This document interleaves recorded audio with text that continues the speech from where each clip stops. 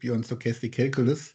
So, but we are still in the discrete world. So therefore, let me just finish with financial market in discrete time.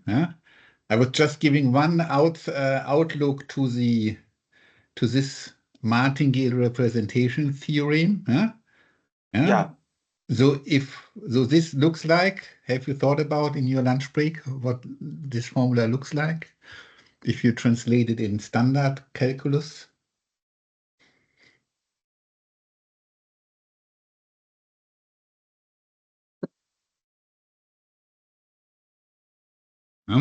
So I write it differently as you know it from the textbook. Is Like it Volterra integral equation? Excuse me? Volterra integral equation? It's, but there's no, because everything is known, there's no solution. It's just a kind of a representation. If I write it with F's,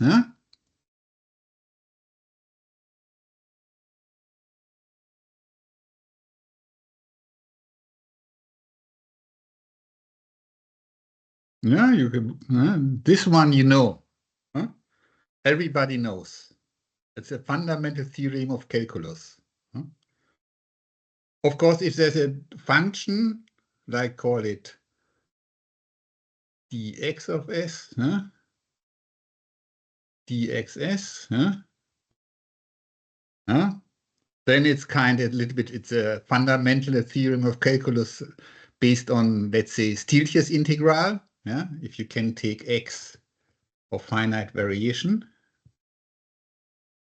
then you can integrate. So this means basically what's written here is something like dm dx. And actually we have seen it in our first explicit formula of hedging in the binomial tree, where we had this, we said, okay, our hedge ratio, because that's our portfolio investment. It's just the delta. It was the derivative. I don't know what at this time we call it, probably H. It was H1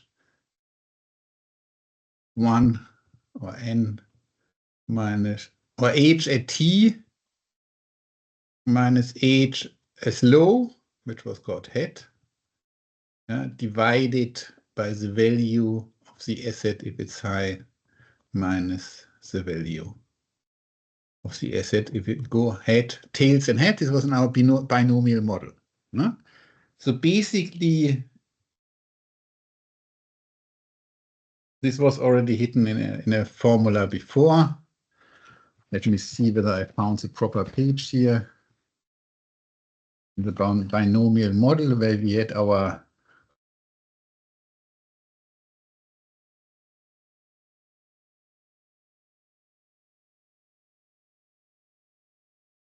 in general, because nothing is differentiable here. This is not a differentiable function. If you look in your newspaper, your asset price is not a differentiable function. If it would be differentiable, it would be predictable. Everybody would know, like where's the sun tomorrow? We exactly know because we obey a differential equation, a deterministic one. But in financial markets or in any more complex system than classical physics, even in quantum physics or whatever, we don't know what happens tomorrow. It cannot be a standard differential equation because this can be solved.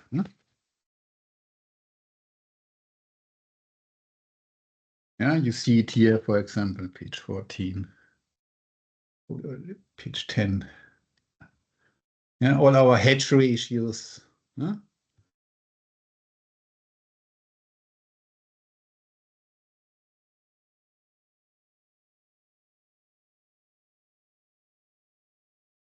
Your delta, that's what your portfolio investment, that's just value of derivative on two different points. And there are only these two different points in a binomial model. Each time it's just the value of the differential, the difference in values if it's going up and down compared to the difference of value of the underlying asset if it's going up or down. And this carried over to the binomial model where also our hedge ratios are the same. First, second. It's always the difference between head is the second one. In the second event, we had head, tail, head, tail. So the difference on the deltas are always differentials. So in finite space, finite time, these are differences. So that's why we need stochastic analysis. We want to get these deltas, which are not really differentials, but can be thought about like differentials.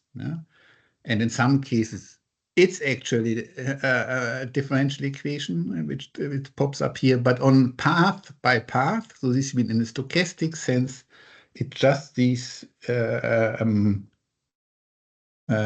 equation telling you we have to figure out.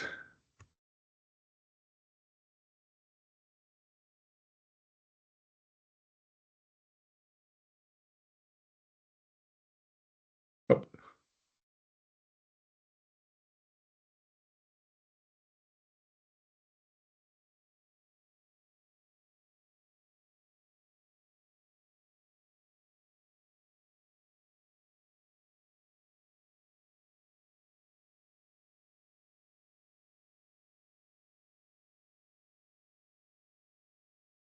I'm freezed here.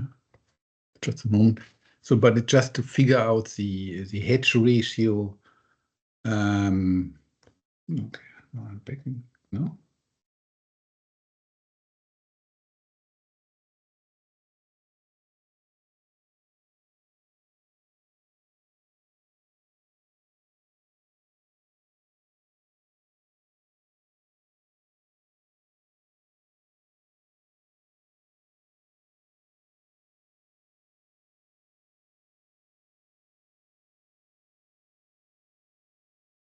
So the question is now, how do we understand this in a stochastic setting, in a general continuous time, continuous space setting?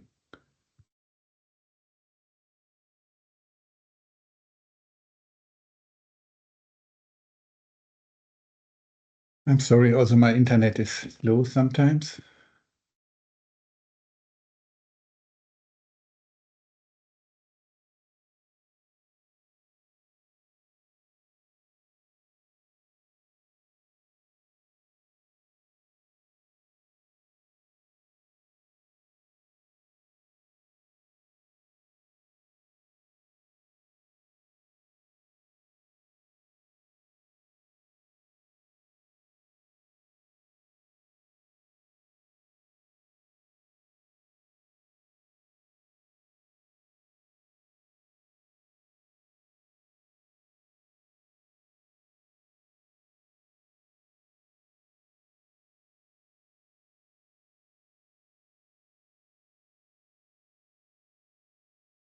Okay.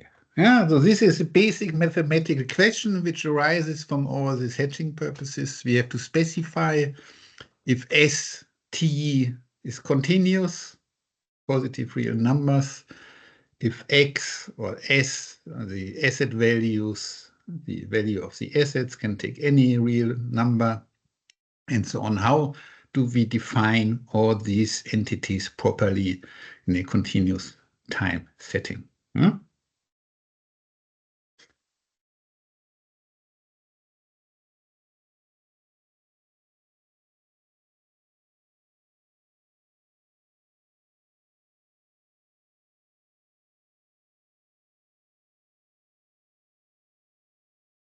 Okay, so we have figured out also in continuous time, we have the same. Okay, in discrete time, we have the same. Okay, let me first give you for the binomial model I show now that this model is actually under the condition we have stated here that the complete model. So the simple models, which is also used in many applications, is a 76.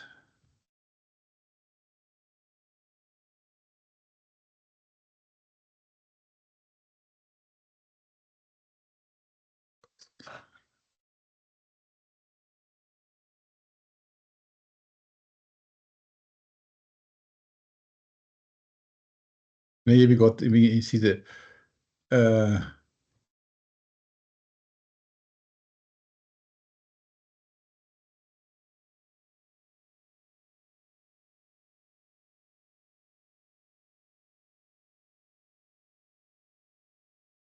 sorry.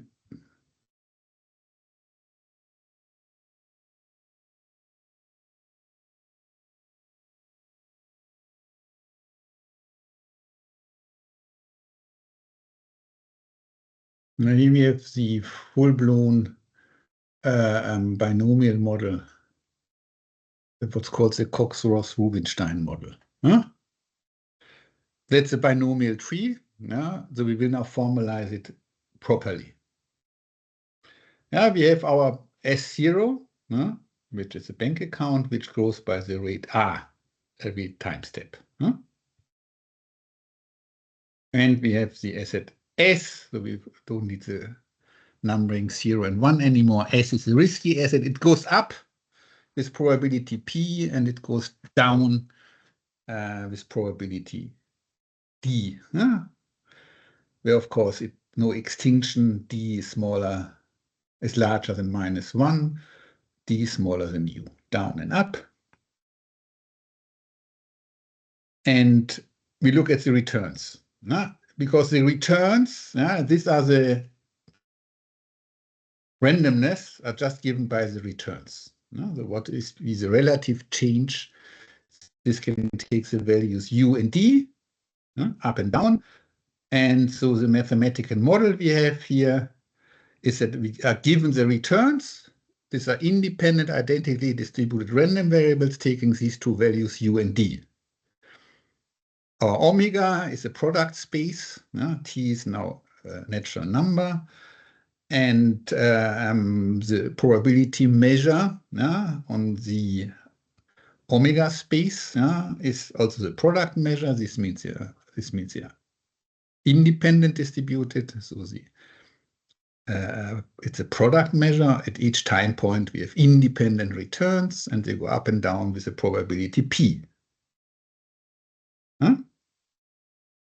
And as I said, still is no measure theoretical problems.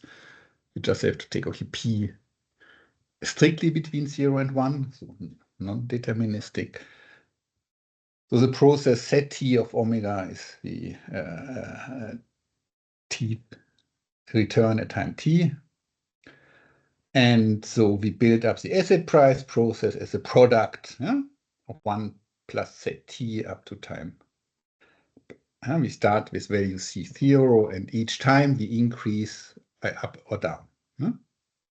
That's our, so everything is now properly defined. We have fully blown stochastic process defined on a probability space first, and now we define the filtration to be the filtration generated by the return, which is equivalent to the filtration. If we know the levels, we also know the return. We can derive one from the other. Now we want to find an equivalent martingale measure. And so that's what we have already learned from the single example at the very beginning. There exists a martingale measure Q for the discounted process S tilde if and only if D, in a downturn scenario, earn less than the riskless rate. Your return is less than the riskless return, but the riskless return is smaller than the return in an up state. That's reasonable. A market where this is not the case, everybody would either never invest in riskless return or would never invest. If this is different, if R is below, then everybody would also prefer to return in the risky asset because it always gives you more than the riskless and so on. No? So that's by definition, that's the only reasonable market in this simple setting. Yeah? And then you can define a martingale measure. Yeah? And if this property holds, there's only one martingale measure, namely the one which we have seen before as well, R minus T divided by U minus D. Okay? Well, these questions were answered. So we have now a simple random walk. There's no measure theoretic problems and nothing, just random walk, exponential random walk, or geometric random walk, however you want to call it. And so yeah, we now just calculate the properties we would like to have. Huh? So in the proof, it's clear that our probabilities, so this is a martingale property we have to check. S tilde only can take two values. ZT plus 1 only can take two values, U and D. And we assume we just note QT plus 1 by the conditional probability. It's going up given FT. Of course, that's only a unique solution to this. QT plus yi, this is currently random, but you see it's not random. R minus T, U minus T is the only solution to this. Here you see how the structure of the probability space is, of course, connected to the Q. U and D determine properly, fully, QT plus 1 and the proper. And in order that this is 0, 1, we need this condition. And it's independent of FT and so on. So that's a unique solution is done by this one. So in the CRR model, this Cox-Ross-Rubinstein model, there's no arbitrage and the model is even complete. And we have a unique martingale measure.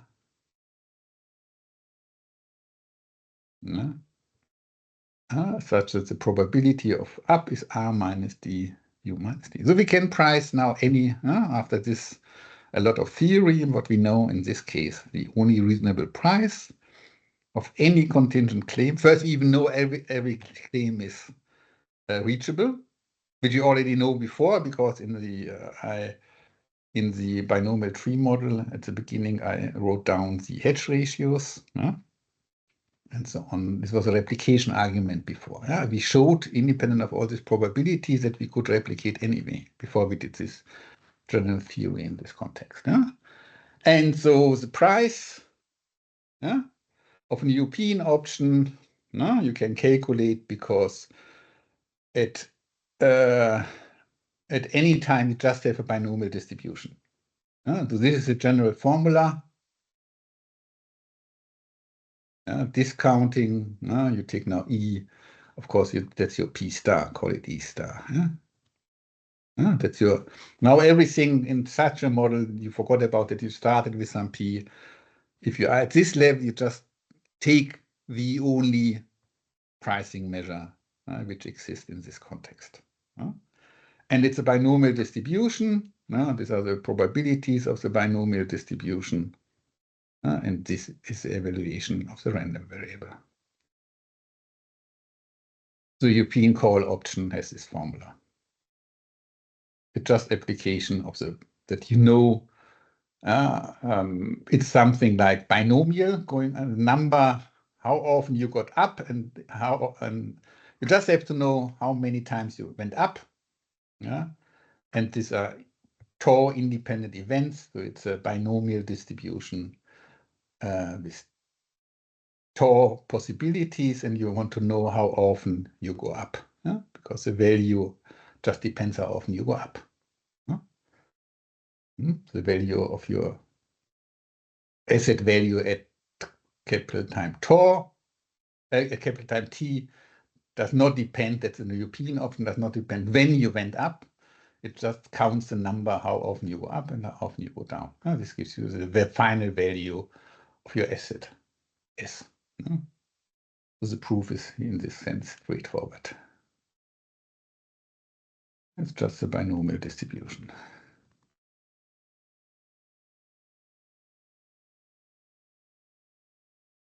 So also the replication argument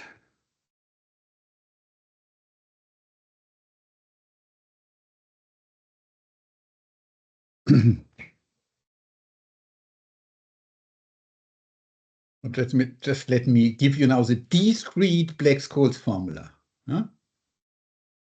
This one, if you like, discrete Black-Scholes formula.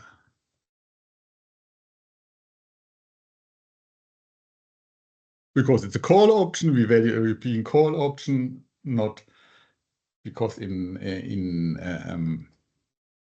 the Black-Scholes model, which we will see it as in continuous time, it's geometric Brownian motion, and here we have a geometric random walk as an approximation of the Brownian motion.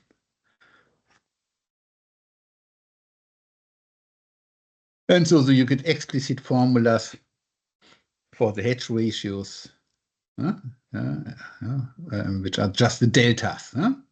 So as I said, the phi I 33. Just repeat this. 75.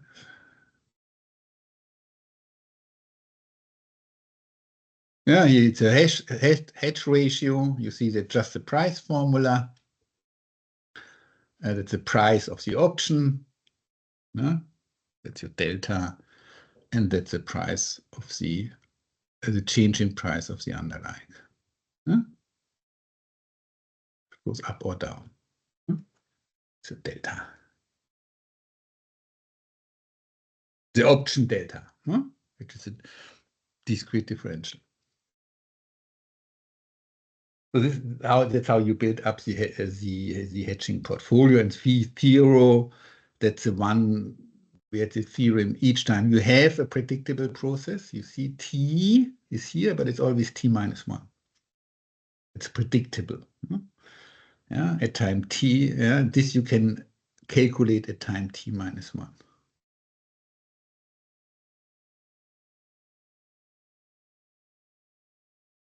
Because it has a shift in the time index. No? Okay. And so the same holds the general formula. You just take the difference of the option value and divide it. It's general formula, difference of delta option value.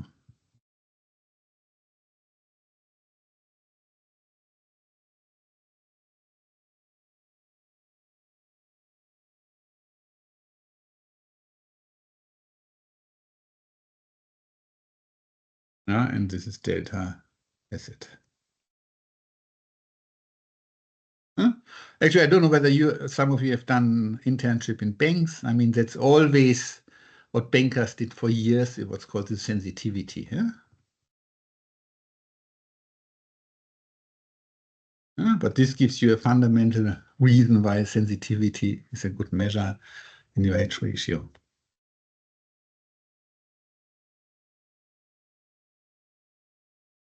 Okay. Okay, this was the general one. The call option price looks like this.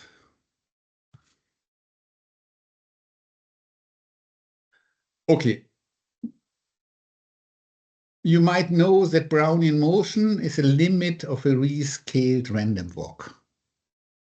In the same way, a geometric Brownian motion is a rescaled geometric random walk. Geometric means to just multiply, you don't add. This means the log, you take the logarithm of st, you have a random walk. And more or less, that's what we do now. I explain it shortly, that in the limit, this pricing formula converges to the real Black-Scholes formula. That's what's called the binomial approximation.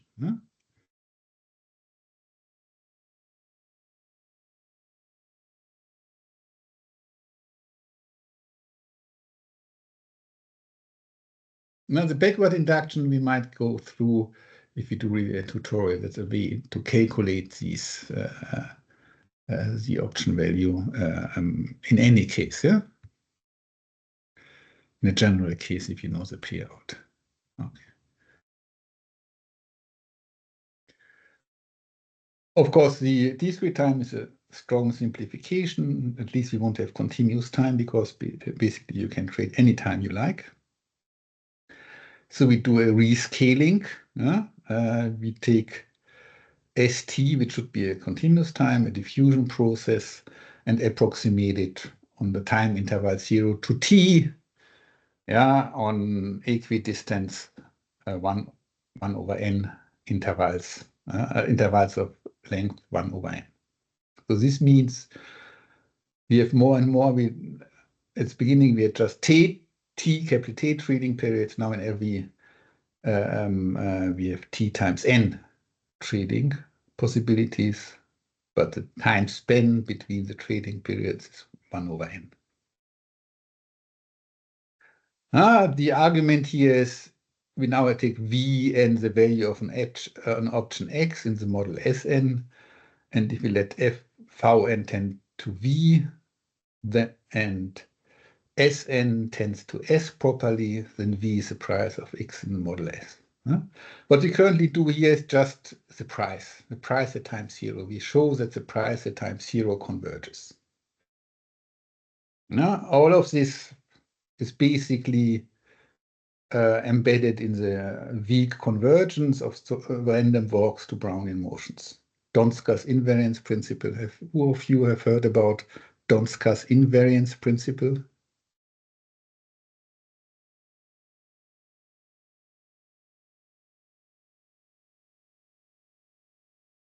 Donska invariance principle is like a functional version of the central limit theorem.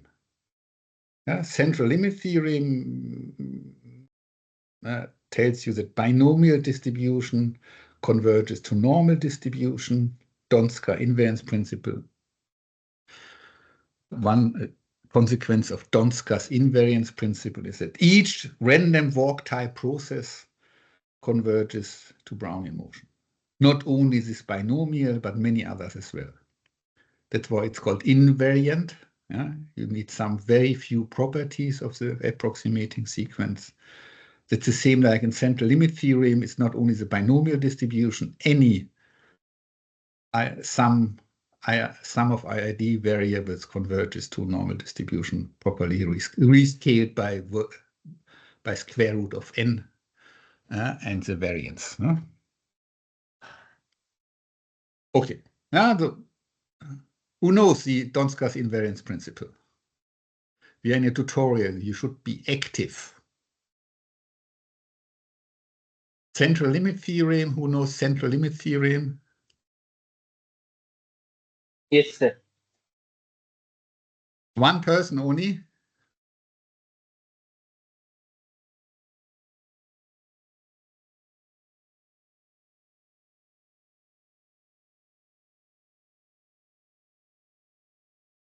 Who knows?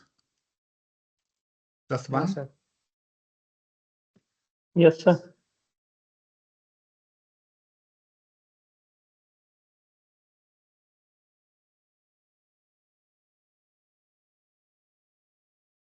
And Donska? D-O-N-S-K-I-A.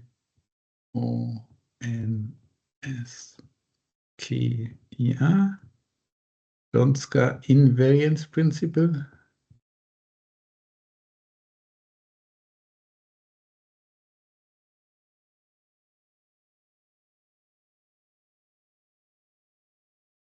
So who's VP? VP, you know also Donska invariance principle?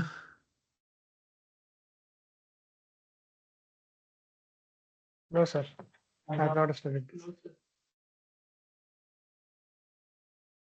Okay.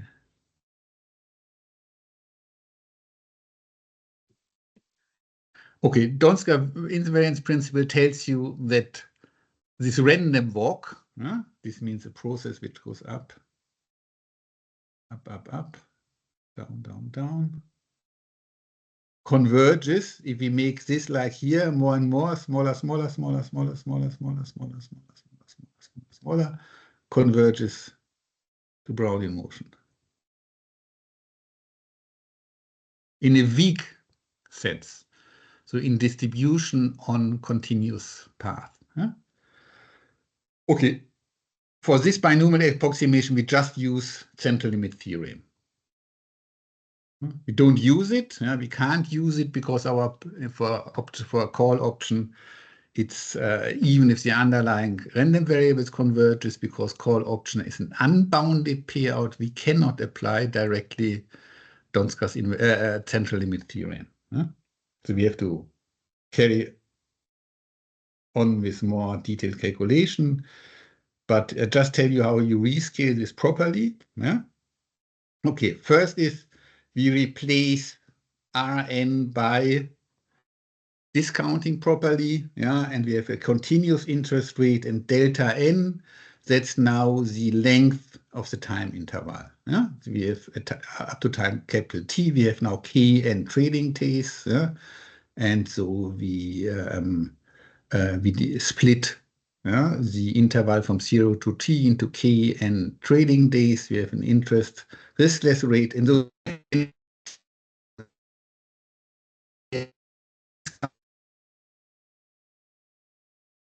discrete time approximation is the same discounting effect. This means the bond price and the continuous time model match exactly discrete. So we don't care about bonds, of course. In this case. Okay, now we have to work on our discrete time asset value process. We take also UN and delta n, as I said before. Now we have to choose. How do we choose our up and downs? So our P and star, we have now for each n, small n, we have a different approximation, getting smaller and smaller, more and more time intervals, smaller and smaller time length.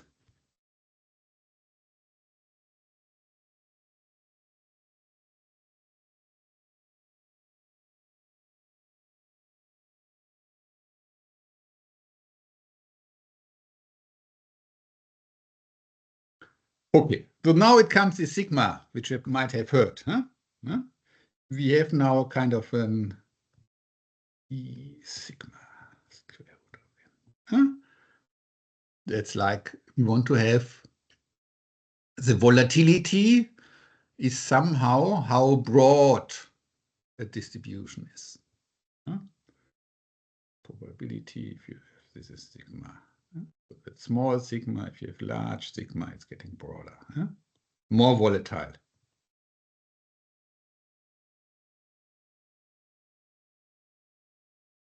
More standard deviation, more uncertainty, however you want to call it, more volatility. That's the term you use in finance.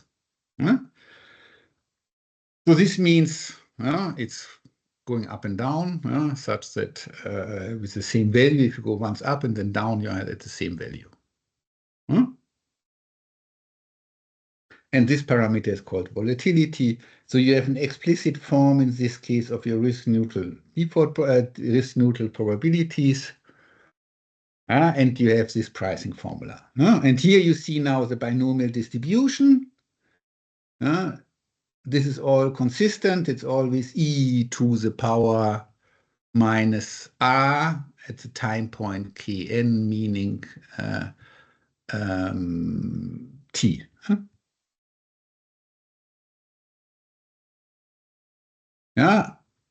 So you just have to do this calculation. Especially, you have the problem here. You have the directly binomial distribution, and this is rewritten very similar to the binomial distribution. Here you have different probabilities, but you can also handle this one. And here you just add up. That's a particular case of a call option where you only have gains. If all of this is larger than k. So that's why you sum up not from 0, but from an, where an is the inverse function here.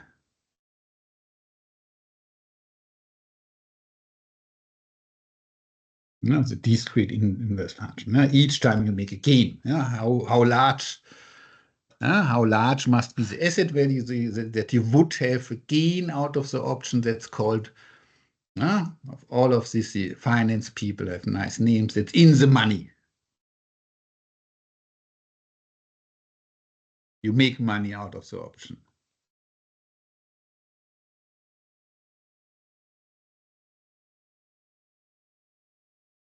And if not in the money, it's 0. That's why you have this. And then very similar to the central limit theorem, so you can then prove that this all converges to the Black-Scholes formula.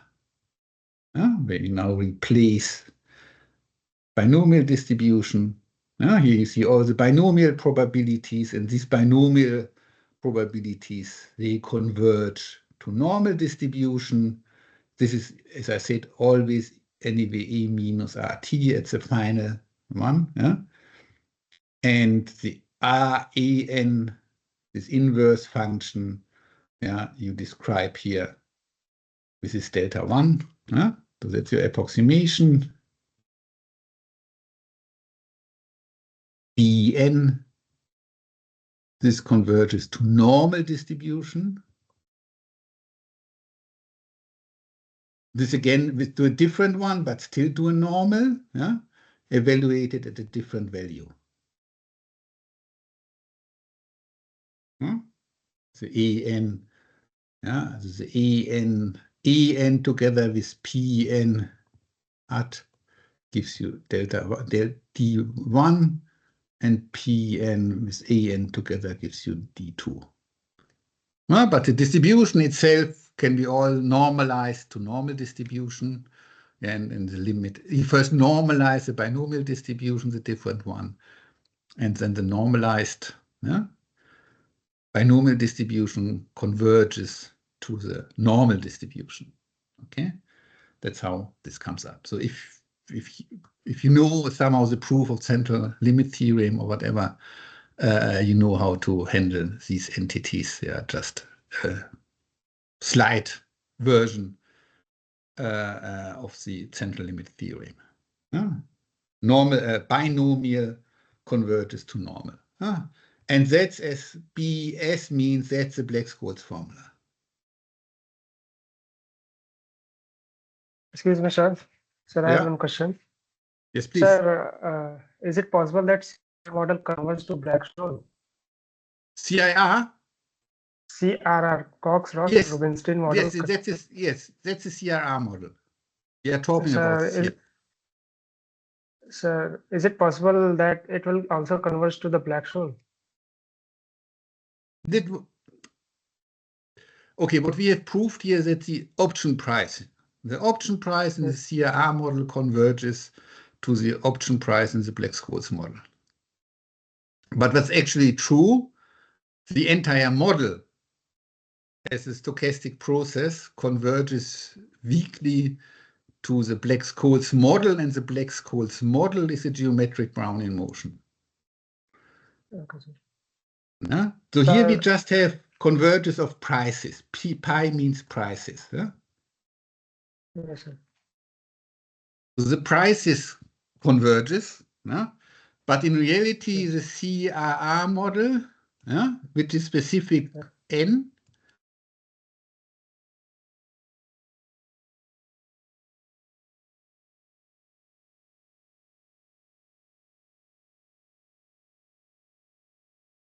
this converges, and that's why you write it usually, to the Black-Scholes model.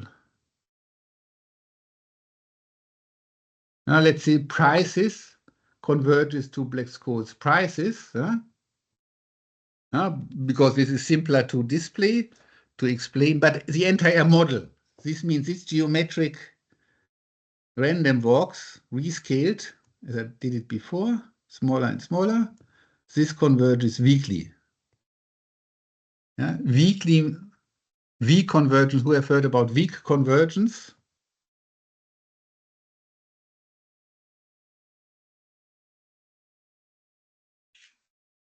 of stochastic processes.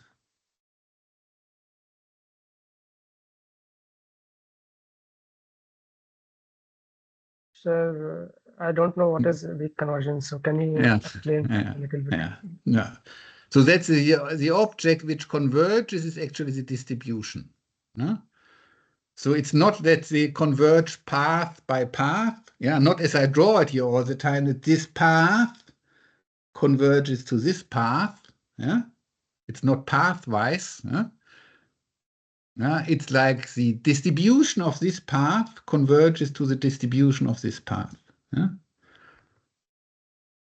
This means if you take the CRR n falling in a set of functions, now we have a set of functions, this converges to the Black-Scholes falling in a set of functions, a set functions. And the entire functions converge, which is very useful because, for example, if you have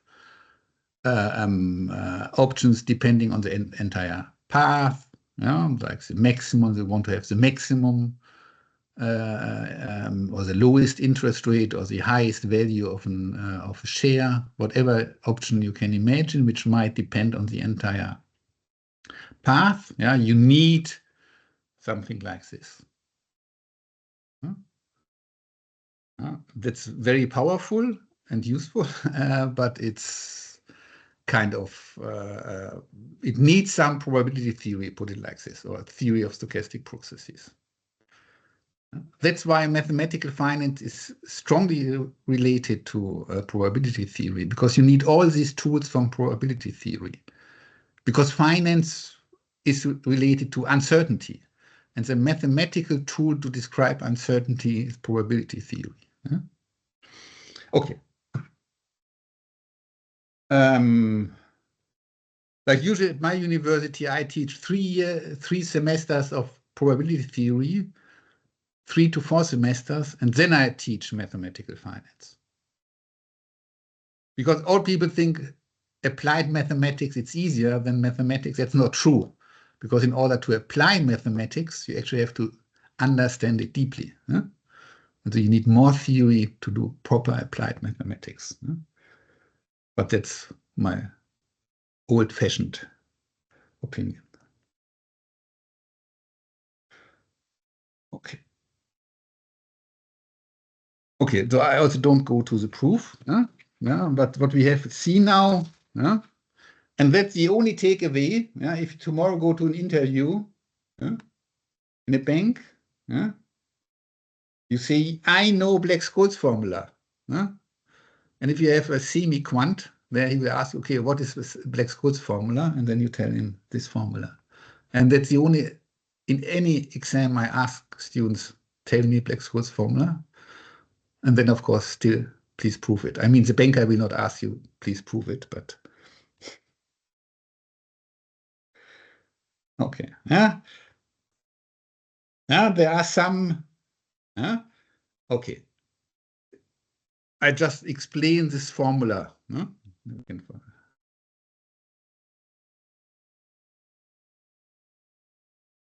me erase this.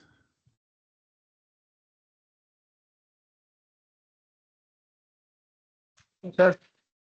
Yeah. Yes, please. Sir, which model should, sir, which model we choose to price? Like we choose CRR model or Black-Scholes? How do we select for better pricing? For the what? Sir, I mean, for pricing. No, CRR is not really used because so CRR is used if you don't have a closed form solution. In this sense, CRR in this lecture is kind of for pedagogical reason, for educational purposes. But in the binomial tree, which is a CRR model, that's used. That's as a numerical tool. If you don't know, if you cannot calculate the expectation. So this one is actually the expectation because the theory is the same in continuous time, but we will talk about this later. This one.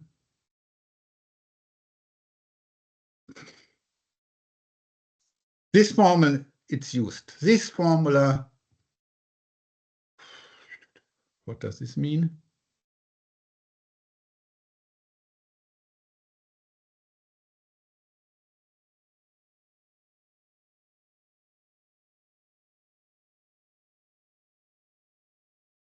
Sir, please refresh it. You please refresh it. It will come. Yeah. Yes, so the Black-Scholes formula, that's the expectation under the risk neutral measure. Sir, actually, we are not able to see your screen. So I request you to I please also can't see it anymore. There's something. So you please refresh it. Just near the home button, just go to URL, and near the URL, there is a home button, and then near home button, there is a refresh sign, the circular arrow. You please click on that circular arrow, it will come.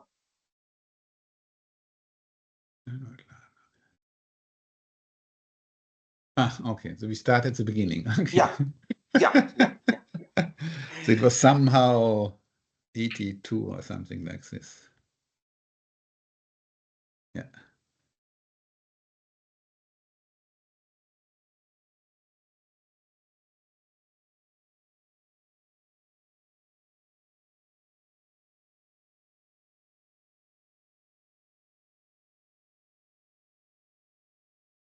So that's the Black-Scholes formula. That's the price of a call option,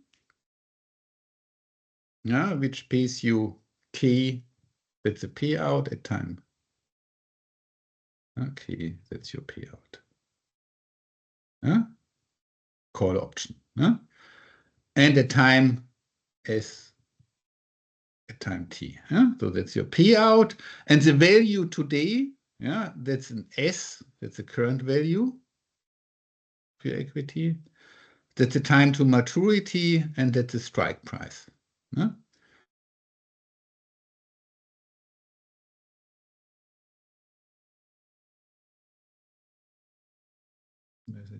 so this was wrong done before. I know it here because here you also know what the deltas are. This was a statement. Again, so this is the current price. It appears here.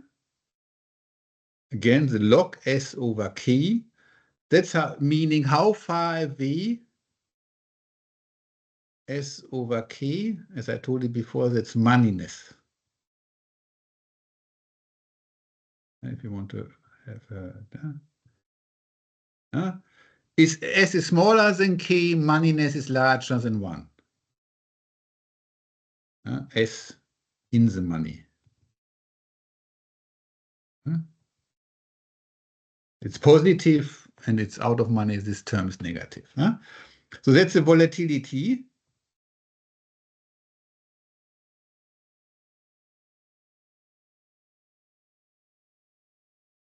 That's the interest rate.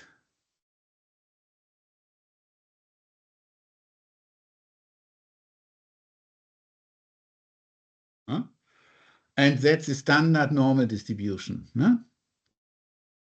N of a value x, it's a function of real numbers. 1 over 2 pi x. It's a distribution function of standard normal distribution. And that's implemented everywhere. Even your mobile phone probably has this implemented. So the Black-Scholes formula follows from the geometric Brownian motion, and it has continuous path. So when there is a discontinuity or jump, then how can we price? Yes, and you have to do the same for jump diffusion processes. Then you have a Poisson distribution. You run the same program, because this I want to. What is this one? This is always true. That's why it's mathematics. It's not by incidence true. It's always E star payout in this term, it's a European option, payout F, ST discounted. Huh? Yes, sir. Yeah, if this is an geometric normal distribution in case of black squares, if the jump is still complete, so you have to check whether your jump diffusion process has a martingale measure, whether this one exists. But then you calculate also just a mean value. Okay, sir. Black squares is just this general formula which we derived at least in discrete time setting before. Just apply to, I started at the beginning, we have two different tasks. One is to do the pricing concepts. This we have done nicely in mathematical generality. We know how to price under the condition that there is a martingale measure, which nobody would like to have a market model where there are arbitrages, or so far. And then the second step complete, there are many incomplete models. But still all the prices comes from the martingale measure. This you do all the same. Okay. And the second was, okay, how to specify the process, the S. This means the distribution of S capital T, for example, or any other point in time, because as I said, your option might just be more complex. It also depends on tomorrow, the day after tomorrow, each day in the future, you might have an option in your contract, which is quite often the case in real options. And so then you have to, if it's a jump, usually you assume a Poisson jump, so it's a ST is normal plus Poisson. You also know how to calculate this one. The convolution of a jump part, you have Brownian motion, from time to time you have a jump. Then you don't have normal distribution here, you have also some Poisson distribution. Depends on the assumption on your asset values you have.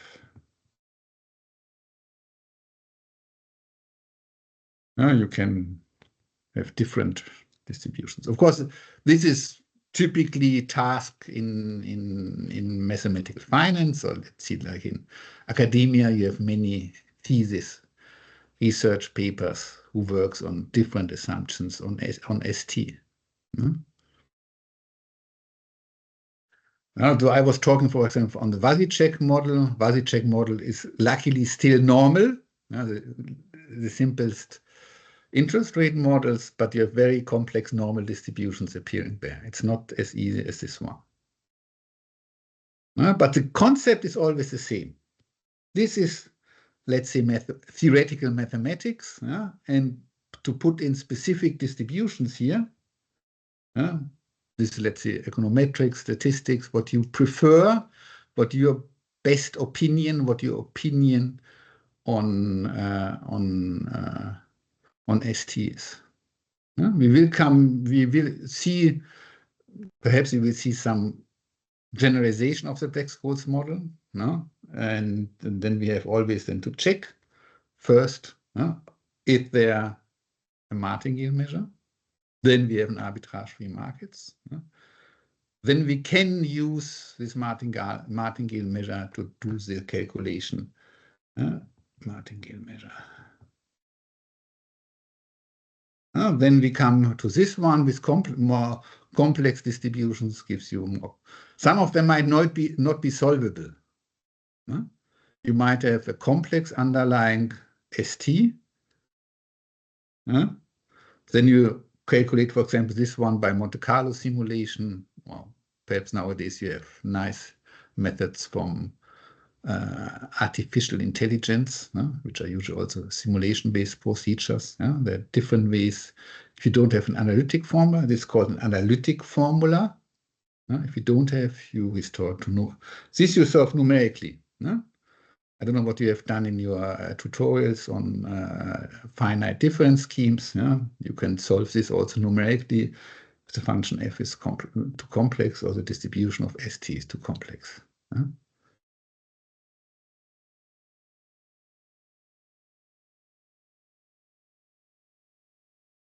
Okay.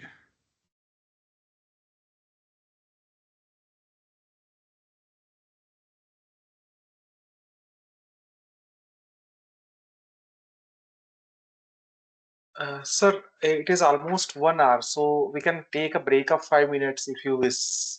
Yes. And then we can start. Yes, we will have a big. That's fine. Yeah, let's have a break of 5 minutes, and we come together in 5 minutes again. Yeah. Okay, Okay. okay. Thank you, sir. Bye. So all the participants are requested to join. They should not leave, and we will meet again after 5 minutes. So please do not leave the meeting.